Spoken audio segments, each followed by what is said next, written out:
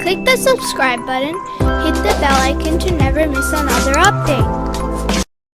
It was Friday, 13th of Rajab, 30 Amul Fil. Hazrat Fatima bint Asad, the wife of Hazrat Abu Talib, entered the precincts of the Kaaba and prayed to Allah, saying, "O my protector, ease my pain." All of a sudden, the wall of the Kaaba opened up, and she, as if by some unseen force, went inside the Kaaba and the wall closed. Imam Ali alayhi salam, the youngest son of Abu Talib, was born inside the holy Kaaba. She stayed inside for 3 days. On the 3rd day, she came out through the door and Muhammad was waiting outside. She told Muhammad that the boy had not taken any milk. Muhammad gave him the first feed from his mouth and afterwards asked his uncle Abu Talib that he wished to adopt the baby. Imam Ali entered the house of Muhammad from the very first day of his birth. Imam Ali's mother Fatima bint Asad also lived there, who looked after his own son as well as Prophet Muhammad, so much so that later the Holy Prophet used to say that she was like his own mother. It was after the adoption of Imam Ali alayhi salam that he lived with the Holy Prophet in his house.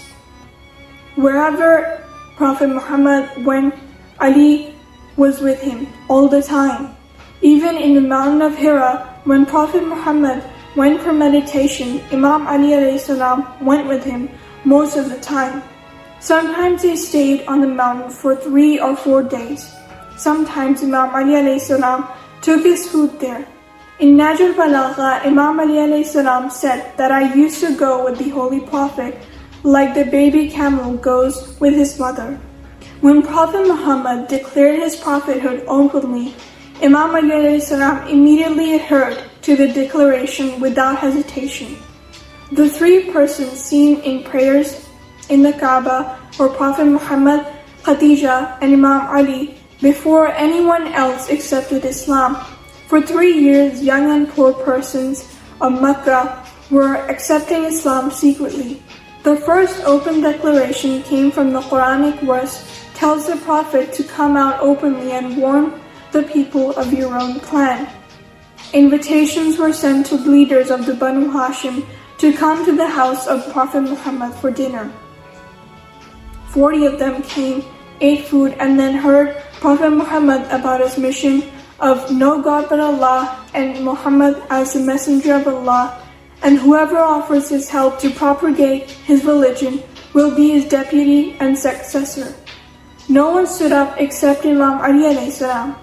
After announcing 3 times, Prophet Muhammad declared that Imam Ali alayhi salam will be his deputy to his mission and will be his successor after him. People thought it as a joke that a 13-year-old boy was to be a deputy of his prophetic mission. Even Abu Lahab jokingly told Abu Talib, "Go and obey your son," to which Abu Talib smilingly accepted. Ali promised to help Muhammad in his mission and kept his promise all his life. The next thing which we see in the life of Imam Ali alayhi salam is the reflection of his promise he gave at this place in front of the leaders of the Quraysh. We see Imam Ali alayhi salam protecting Prophet Muhammad from the abuses of the enemies of Islam. When Muhammad went to Taif, a nearby town, to preach Islam, children of Taif hurled stones, and it was Imam Ali alayhi salam who protected the Prophet and drove the stone-throwing children away from the Prophet. As a youth, Imam Ali alayhi salam was strongly built, strong arms, wide chest, and a very strong, brave, and shining face. Children of his age and even older to him were frightened of him, and whenever they tried to mock the Prophet, they always ran away when they saw Imam Ali alayhi salam standing by for protection. Time passed and hostility of the Quraysh increased so much so that Prophet Muhammad was ordered by Allah to leave Mecca. Imam Ali alayhi salam slept on Muhammad's bed without hesitation, and when the non-believers entered the house of Prophet Muhammad to kill, they found Imam Ali alayhi salam, who was not afraid at all at the sight of 40 swordsmen entering the house. When they questioned Imam Ali, "Where is Muhammad?" he bravely replied, "Did you leave him in my custody?" When after 3 days of Prophet Muhammad's departure, Imam Ali returned all the goods entrusted to Muhammad to their owners, he set out to leave Mecca for Medina with the rest of the family. Imam Ali had with him his mother, Fatima bint Asad, his aunt, the wife of Hamza, and Fatima, the daughter of Muhammad, and many other ladies.